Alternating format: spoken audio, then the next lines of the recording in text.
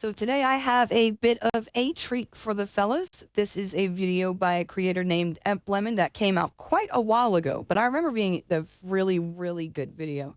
They don't typically make wrestling content, but the one video that it did make about wrestling and one of their series is phenomenal. I'm going to leave a link to their channel at the top link in the description. Check them out. Watch the video without me interacting and pausing and reacting to it. And if you'd like to join us with the live reactions on Twitch, you can check the description for the link that is spam there to pop up here. If you are a youngin', I would advise you to get out of here. I say some bad language when I react. I don't want to get you in trouble. So I'm being responsible here and telling you to go and scram. They got an app called YouTube Kids. Check that one out. But also, don't click on anything but Spider-Man or Elsa. If you know, you know, and if you don't know, it's best that you don't. With that being said, let's get started. In the first episode of Never Ever, I talked about the appeal of SpongeBob. I like SpongeBob, and it's not difficult to explain why I like SpongeBob because everybody likes SpongeBob. Professional wrestling is a bit of a different story. When I say names like Ric Flair, Randy Savage, Hulk Hogan, and Andre the Giant, most of you can probably picture a vague figure in your heads, but you can't specifically tell who I'm talking about. Why is this? Well, the answer is professional wrestling is one of the most popular and unpopular forms of entertainment on Earth. Trying to justify to people why I enjoy watching professional wrestling is like trying to justify why manatees haven't gone extinct. On the surface, it just looks so dumb and awkward and makes you wonder how something like it could even exist, and more importantly, how it continues to exist. Now, I'll admit, the idea of watching half-naked, oily, buff dudes pretending to beat each other up doesn't exactly sound like the most entertaining thing in the world. But that's kind of what makes it so amazing. Because despite its weird premise and clumsy appearance, professional wrestling fosters the capacity for emotional storytelling that can compel an arena of stoic adults to jump out of their seats and scream like little kids. Sunset flip!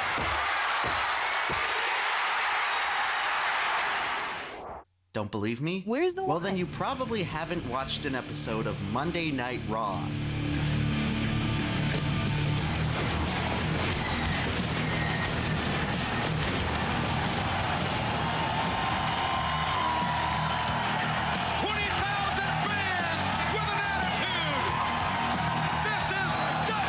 Diddy party.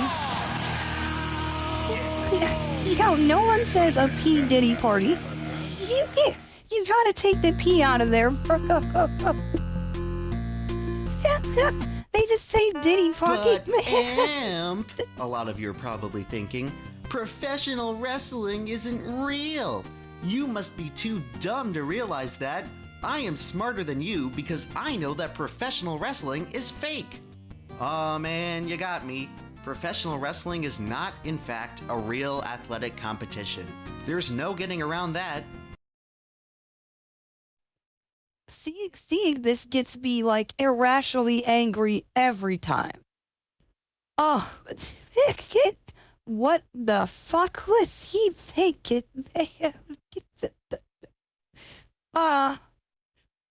Can't do this shit, man. Guess I have to end the video here because pro wrestling isn't real. It's still real to me, damn it!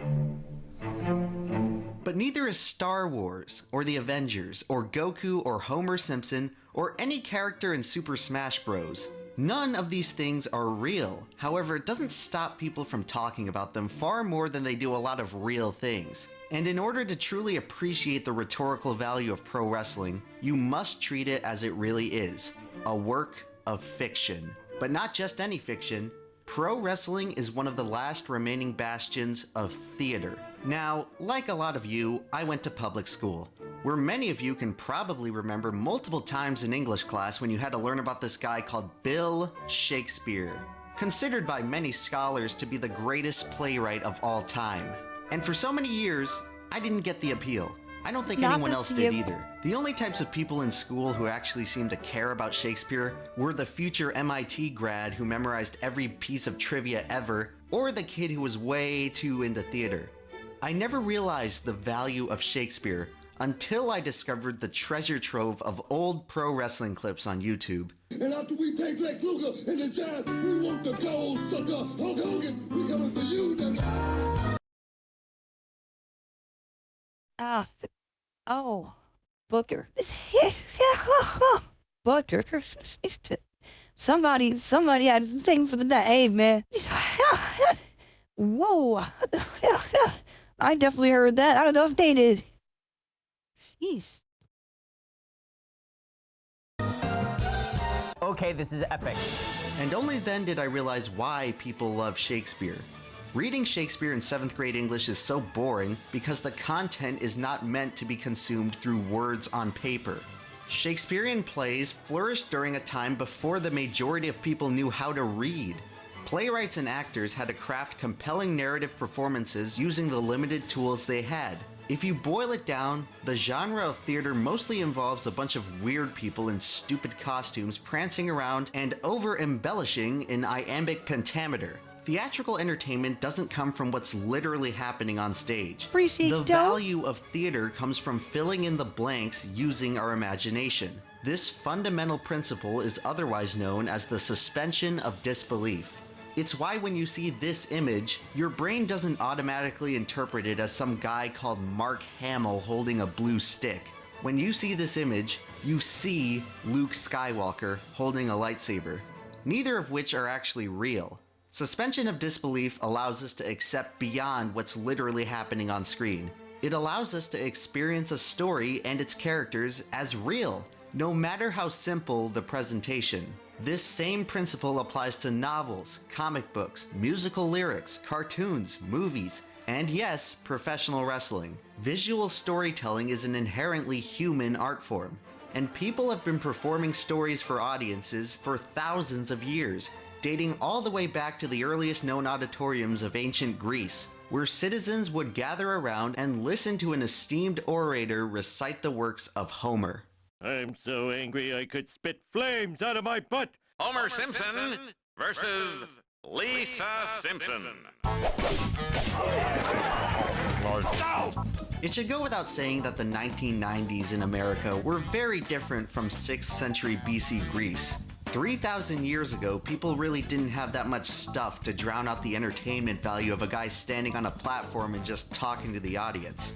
The 1990s was the birth This is the of a single new most entertaining era of thing I've seen in my screens, life. television, video games, huge blockbuster movies, even the beginning of the World Wide Web. The new millennium was rapidly approaching, and everyone was preparing for the futuristic, technocratic, utopian future of the 2000s by surrounding themselves with the newest, coolest gadgets of the age. You'd expect that all these new entertainment sources wouldn't leave much room for little old theater, and you'd probably be right if it weren't for professional wrestling. From about 1996 to 2001, professional wrestling became one of the most inescapable cornerstones of American entertainment. And in order to understand why, we must first talk about a guy by the name of Vince McMahon. Aw, shit. In order to be loved, Vince McMahon must build started an out empire. with nothing. He was trapped in a dirt-poor household with an abusive stepfather. Today he's worth about $3.5 billion, which is a little bit more than Donald Trump. It should be noted that this disparity hasn't prevented the two from being friends, which is the primary reason why Vince's wife Linda is currently in the executive cabinet of the United States.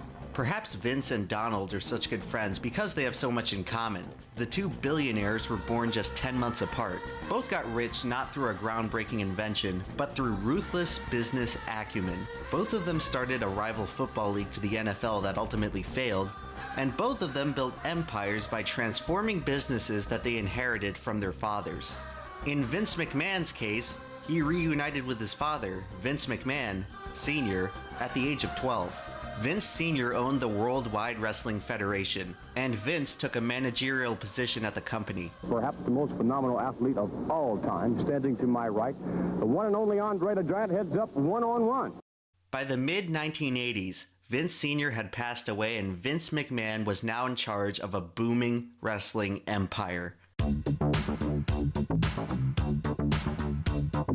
Over Over the past decade, McMahon had completely overhauled the territorial system of the pro wrestling industry and transformed the WWF into a nationally it's recognized possible. brand. In the In the 80s, yeah, the it's WWF definitely experienced possible. their first great boom period.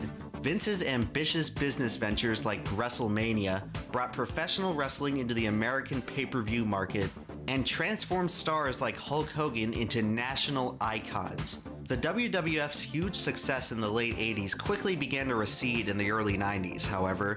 This was due to a multitude of reasons, ranging from a waning audience, Hulk Hogan departing for Hollywood, and a massive steroid controversy that almost sent Vince to prison.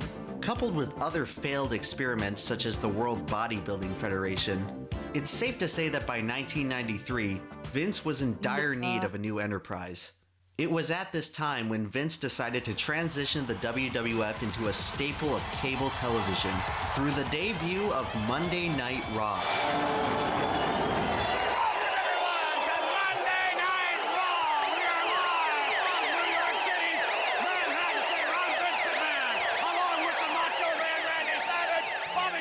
Ever since the popularization of the television in American society, professional wrestling has always had its place on TV, but never to the extent of what Monday Night Raw sought to accomplish. Prior to Raw, the primary role of wrestling on TV was to stimulate interest for live shows or pay-per-views. Wrestling programming at this time was supplemental, and mostly involved recapping old events or promoting new ones. You would hardly ever see any high-profile or interesting wrestling matches televised during this time, as the intrigue was reserved for more important events. He just took his Monday shirt Night off Raw like that. changed all of that by broadcasting new matches and progressing the story every Monday night on the USA Network. Before Raw, pro wrestling was limited in its storytelling capabilities, as most of the time the audience would only be aware of the narrative and characters through a handful of pay-per-view events each year. Raw greatly expanded the capacity for storytelling in the WWF, as the audience could now tune into new developments on a weekly basis. The foundation had been set for one of the most innovative and unique television programs in the world, but it would take an entirely separate force to truly take Raw to the next level.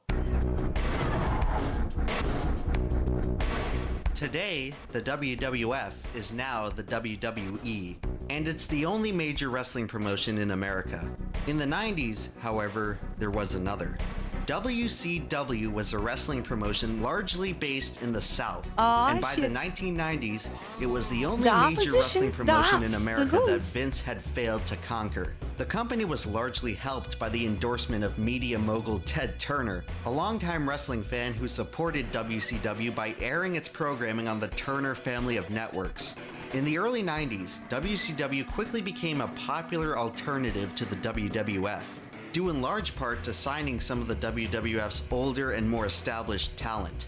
In 1995, a Turner Network executive by the name of Eric Bischoff decided the time was right to challenge the WWF's throne as the #1 wrestling company in America. On September 4th, 1995, WCW would launch Monday Nitro, their own weekly block of wrestling entertainment on TNT. All right, so if you were a wrestling fellow back then, like if you were definitely back then watching between WWF and WCW, which side were you on? Like if you had to lean towards one side, which side would WCW fellow or WWF fellow? Let me know. I want to know. Nitro would go on to compete head-to-head with Raw, occupying the same primetime time slot. And starting in 1996, Nitro would overtake Raw in television viewership, beginning an 84-week-long streak of WCW dominance. In the midst of Nitro's prolonged period of success over Raw, Vince McMahon knew that his company was now in jeopardy. More and more of the WWF's high-end talent were jumping ship to WCW, leaving Raw stuck with a cast of unpopular and unproven faces. So when faced with such stiff competition, Vince did what any other monarch would do when his empire is threatened: go to war. You want to go to war? You want a war? You're going to get one. It has been said that anything can happen here in the World Wrestling Federation, but now more than ever, truer words have never been spoken.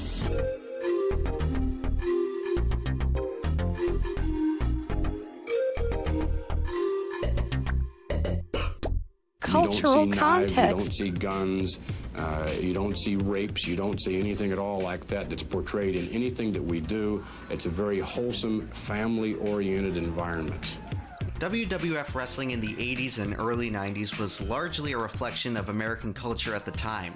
It had a deceptively sanitized exterior of traditional family values that was masking a grotesque underbelly of steroids, cocaine, and painkillers. You had the bleached blonde hero Hulk Hogan patriotically leg-dropping America's nefarious foreign adversaries. By the mid-90s, a lot of people in America began to see through the facade, which gave rise to a huge movement of counterculture.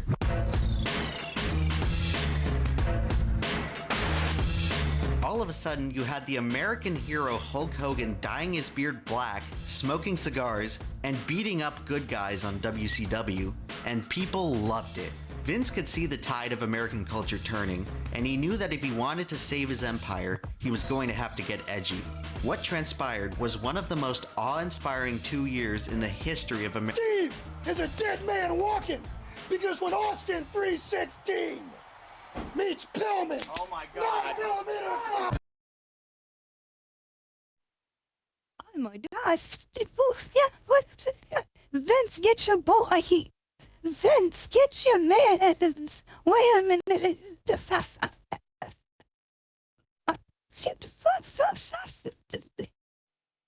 What's that tough going? That's it.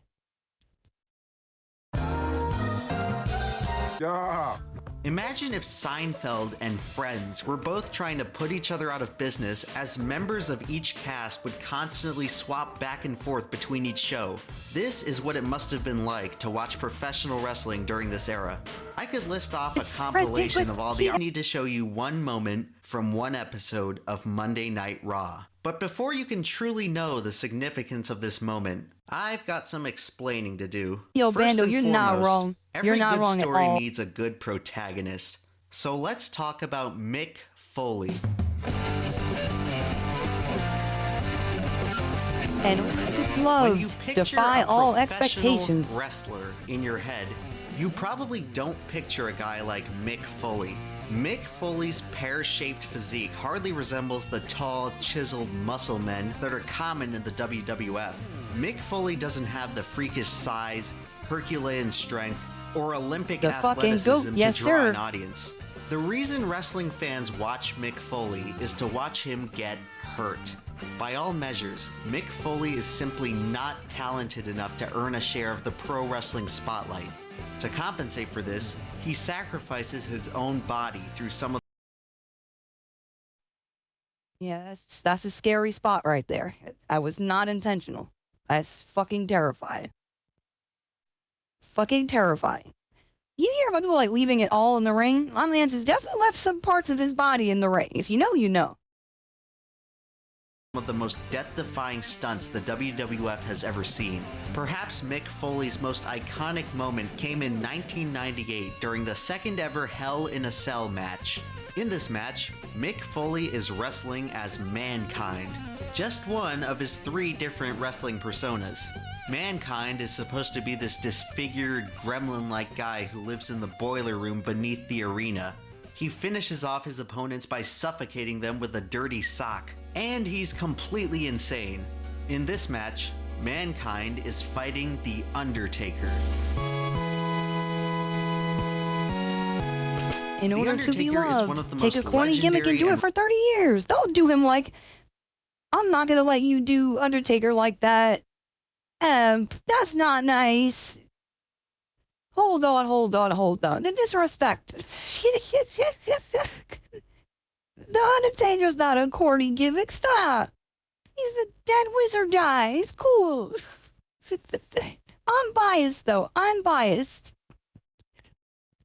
I heard he definitely didn't clean that sock. That's disgusting. That's nasty. Recognizable wrestlers of all time.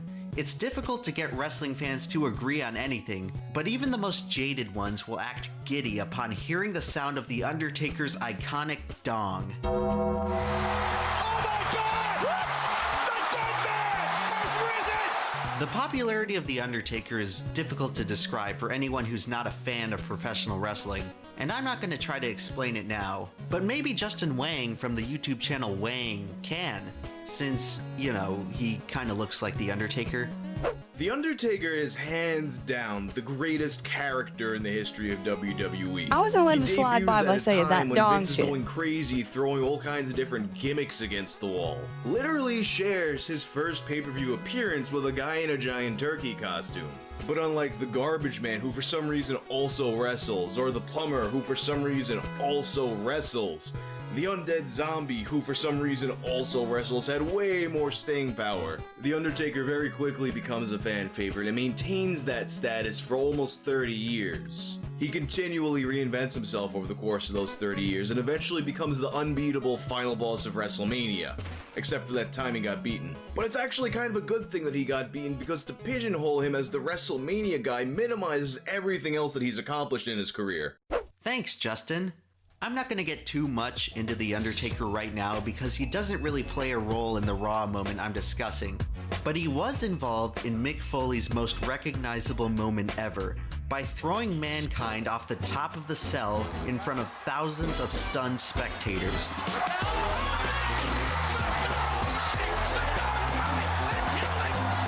Mick Foley's 280-pound body plummeted from the height of a two-story building and splashed down on the announcer table below. No one had ever seen anything like it. The following shots of Mick Foley show medical personnel surrounding him and lifting his limp body onto a stretcher. At this point, any fan watching would have walked away completely satisfied with the effort that Mick had already put into this one stunt. About 5 minutes later, this happened. Hell in a Cell match. Are you kidding me? He wants to go back up. Mankind is going back up. No way. If he throws him up on the other side, there's...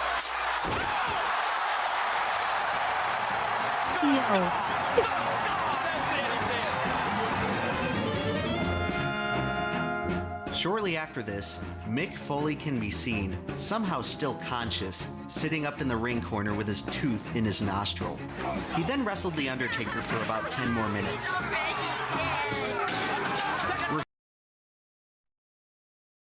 That's a part of this shit that most people don't like remember or realize. He kept wrestling for 10 minutes after?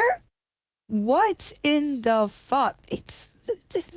What are you doing, bro? He put himself through it, bro.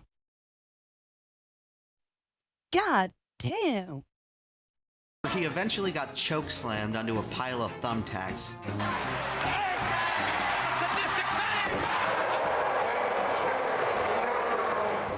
The Undertaker won this match, but Mick Foley, through his superhuman resilience to pain, had won the hearts of the WWF fans. Naturally, this match instantly cemented Mick Foley as a legend in the pro wrestling universe, and as a fan favorite. Hell yeah. And even though he won the admiration of the audience, he never quite seemed like a guy who was supposed to win a lot of matches. And most importantly, never did anyone truly believe that Mick Foley could become the WWF champion. In order to be loved, so what's you gotta be the point champion. Of watching big, strong dudes throw each other off the tops of buildings? Well, the goal of both fictional wrestling and legitimate athletic competitions is to find out who is the best in the world. So you have a bunch of wrestlers fight each other, and some of them win more than others. And only then do the winningest wrestlers have an opportunity to fight for the WWF Championship. Becoming the champion is not just the ultimate goal for the characters in the storyline. It is also the ultimate sign of validation for a wrestler's real-life career. The fundamental foundation of every wrestling narrative is watching guys fight to become the champion. Lower tiers of wrestlers will each fight for their own version of a championship. But no title is more coveted and more prestigious than the WWF Heavyweight Championship. Historically, the WWF title has been reserved for only the biggest, most popular attraction in the company. When you become the WWF champion, you become the face of the company.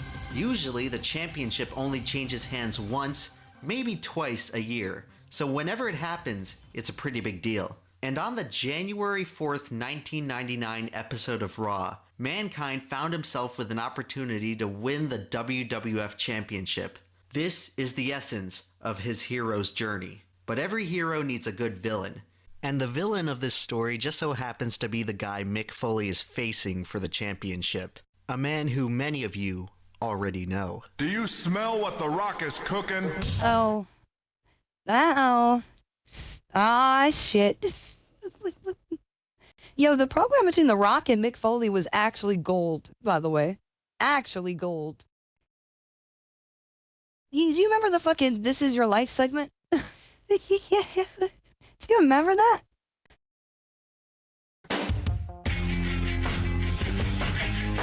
In order to be loved,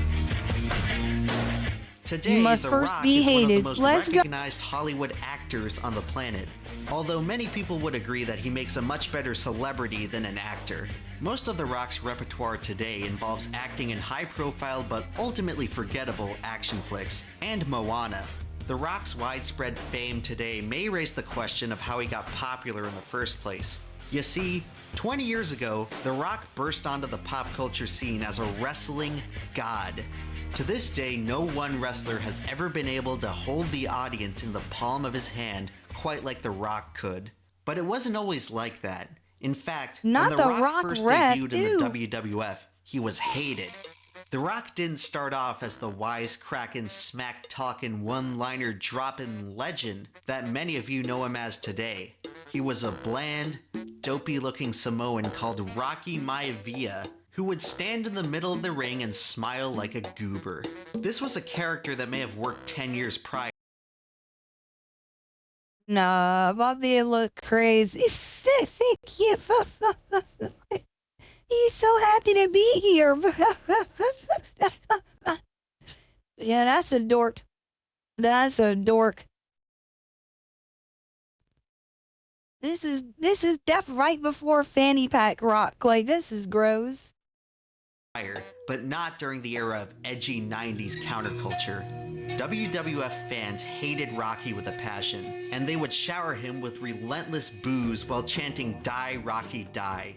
Eventually, it became clear that the only way for Rocky Maivia to stop getting pushed around by the crowd was to push back. And on one fateful day, The Rock was born. I got 3 words. Die, Rocky, die. That's the gratitude I get from you pieces of crap.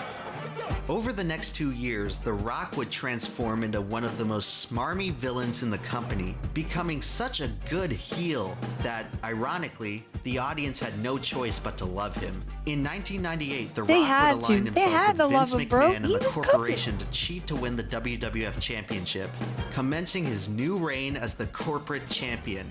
In order to become the champion, Mankind would have to go through not just The Rock, but the squad of goons in Vince McMahon's corporate stable. The deck seemed stacked against him. At least it was until he got a little help from Triple H. In order to be loved, take Triple control H of the may be game. one of the most interesting wrestlers of all time. Not for what he's done inside of the ring, but for what he's done outside of it. Triple H started off as just another no-name wrestler in the mid-90s. Yo, he looks photoshopped. What the fuck?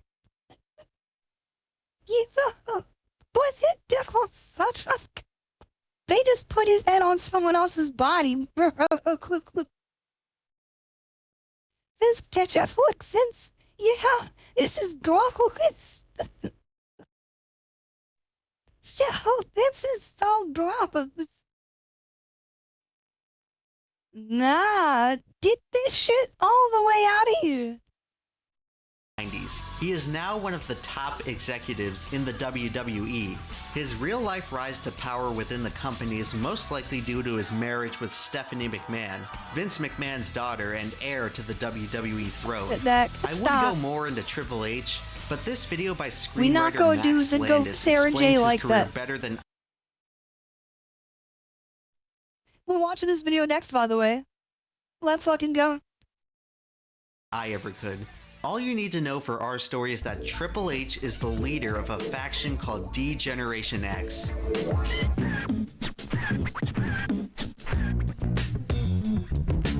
If you happen to be working at the Standards and Practices Department for the USA Network from 1997 to 2000, the mere mention of the letters DX will probably give you a PTSD flashback. Seemingly every week, DX would invent new ways to joke about their penises. They spent every moment on screen basically acting as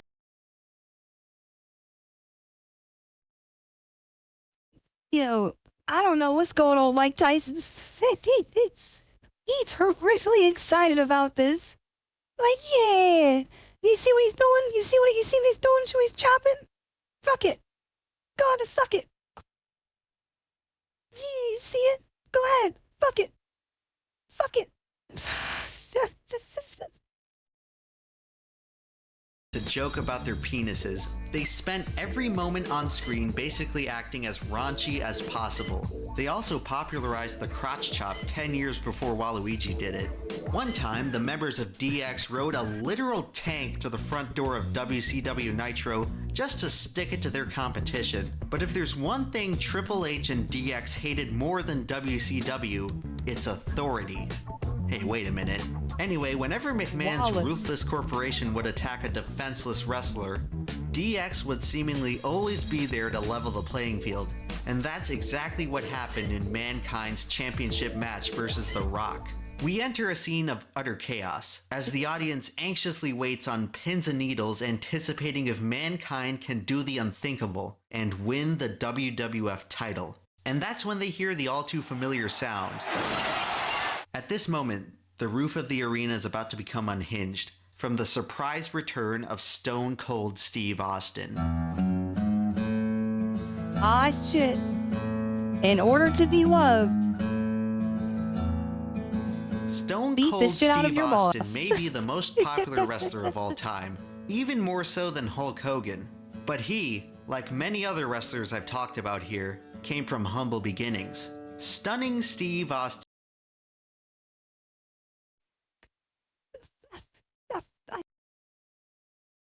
People like Kenny Omega, bro. That is not Stone Cold Steve Austin. That is Kenny Omega. You're not fooling me. You're not fooling me. Austin was just an average and forgettable wrestler for WCW in the mid-90s. In 1995, WCW unceremoniously fired Austin while he was out of action with an injury. But if things couldn't get bad enough for Steve, this was also the time when he went completely bald.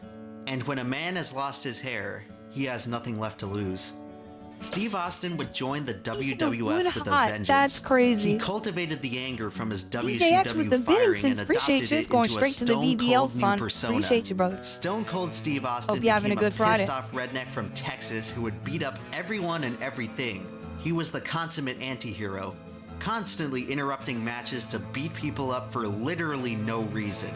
These antics made him popular for sure, but he would only attain legendary stardom through his feud with Vince McMahon. Those of you unfamiliar with wrestling may have been confused earlier in this video when I mentioned that The Rock teamed up with Vince McMahon. Why is the owner of the WWF recruiting a stable of bad guys to beat up other wrestlers in his company?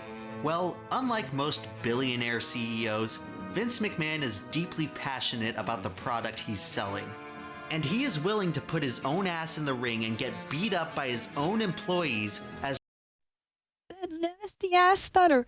Yo, one thing that I always give Vince respect for is, like, it's been said that he wouldn't ask you to do some shit that he wouldn't do himself. And I think time and time again, this motherfucker has definitely gotten in the ring and bugged out. Let it have to do it. I respect that about him, at least. He's gonna tell you to sit there and take the stink face. If you're not gonna do it, you're gonna do it. You'll walk out there and do it. Why not? Well, why not? It's for the people. As long as it's good for business. Even past the ripe old age of 70, Vince is still occasionally willing to step in the ring and take a top rope frog splash from a 266-pound fat guy. Back in the 90s, when the WWF was in serious danger of going under, Vince took it upon himself to do whatever was necessary to save his company, going so far as to abandon his casual role as a commentator and quickly transform himself into the most despicable villain in all of wrestling. Hello, Peter. What's happening? So I was sitting in my cubicle today and I realized ever since I started working, every single day of my life has been worse than the day before it. So that means that every single day that you see me, that's on the worst day of my life. The 90s ushered in a period of sterile corporatization for the American worker. This was a time when most Americans had fallen out of faith with the government, but still somewhat trusted their corporate overlords.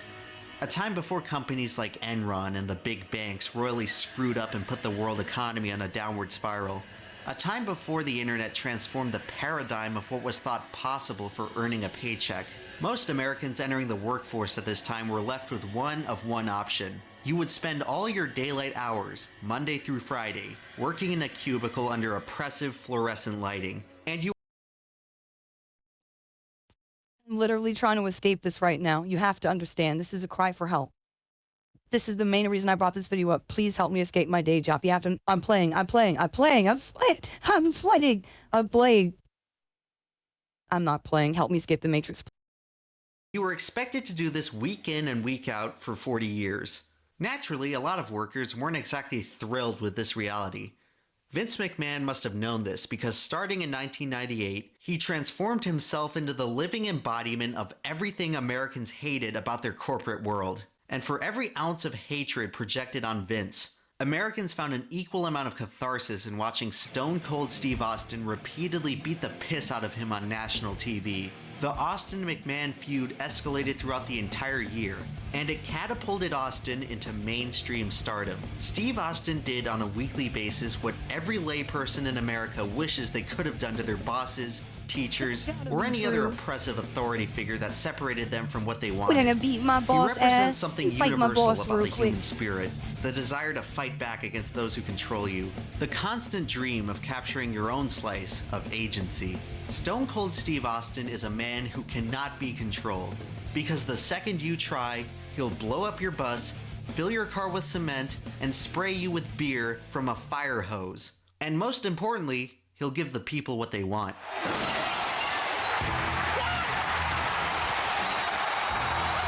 Oh, that pop is crazy. Yo, that pop is insane.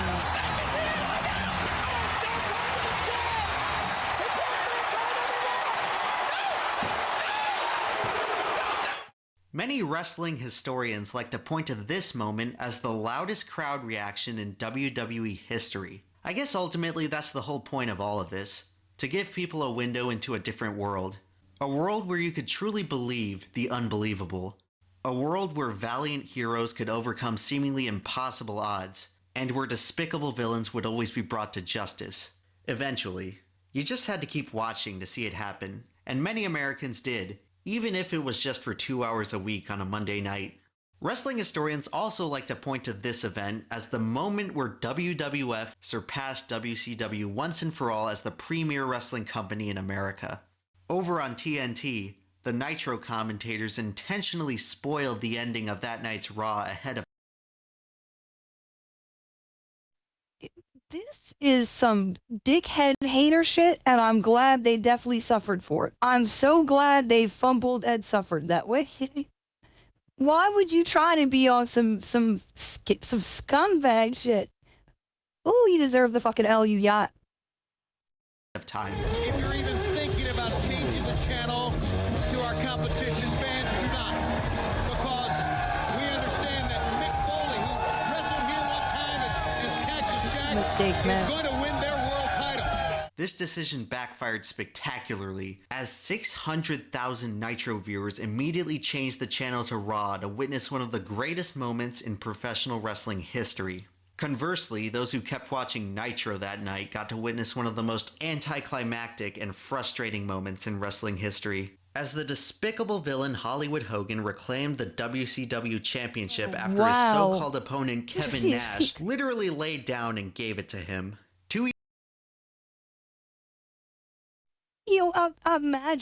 Imagine giving people the alternative, knowing that this stupid shit was gonna happen in the same show. Imagine that. So you doubled down on how bad that was. You definitely doubled down on how much of a fucking mistake that was. That's crazy. It's Floyd little fucking owl, bro. 2 years later, WCW would go out of business, and Vince would finally achieve his goal of conquering the last major American wrestling promotion by acquiring WCW for pennies on the dollar. Right after the WCW commentators spoiled the end of Raw that night, Tony Schiavone infamously mocked the idea of Mankind winning the WWF title by sarcastically commenting, Gonna put some butts in the seat. Technically, he was correct in his snide assessment, because no one was sitting down in the He Centrum played Center the as the fuck out of referee himself. counted to 3 on Mankind's first ever championship victory. Monday Night Raw is still on the air today. WWE and wrestling as a whole have largely diminished in popularity since this time. It's a decline brought about not from what's different in the ring, but rather how the world has changed around it. And for this reason, WWE may never again be able to replicate a moment of this spectacle. But nothing else on TV really could either. The pure hype of the crowd surrounding the ring that night is something truly unique about professional wrestling. There's a visceral, palpitating feeling of unbridled excitement that permeates through whatever screen you're watching it on, even 20 years later. The cascading wave of emotion on display here is, quite simply, raw. And you'd be hard-pressed to replicate something like this with any other TV show. Not bad for something that's not even real. This is the end of just another episode of Monday Night Raw. There are more than 1,300 other episodes like it, and counting. So if you find yourself bored on a Monday night flipping through channels on TV, and you happen to catch a glimpse of a bunch of weird-looking muscle men brawling on the USA Network, you can stop and appreciate it, because there will never ever be another TV show like it. Fantastic. Absolute banger. Oh my God, no! Mankind did it! Nick Foley did it! No! Stone Cold did it! Mankind has achieved this dream! Absolute banger of video. Still holds up fucking 6 years later, bro. I love this one. I love this one. And yeah, I have heard that WWE is like starting to be pretty beast again. Starting to look pretty good out there. So I'm excited to be getting back into it when I am. But I wanted to share this video with you guys because it definitely popped back up on my recommended feed. I'm like, bro, this video is so old, but it's so good. So good. So yeah, if you enjoyed the narration and presentation from the man EmpLemon, please hit the top link in the description to check out their channel. They make a lot of high quality videos like this for like all bunch of topics, and I'm a fan. I fuck with their content. If you guys want to react to content with us live on Twitch, you can check the description near the bottom to the link to the stream and meet us here. I appreciate you. Have a good rest of your day. Help me escape the Matrix.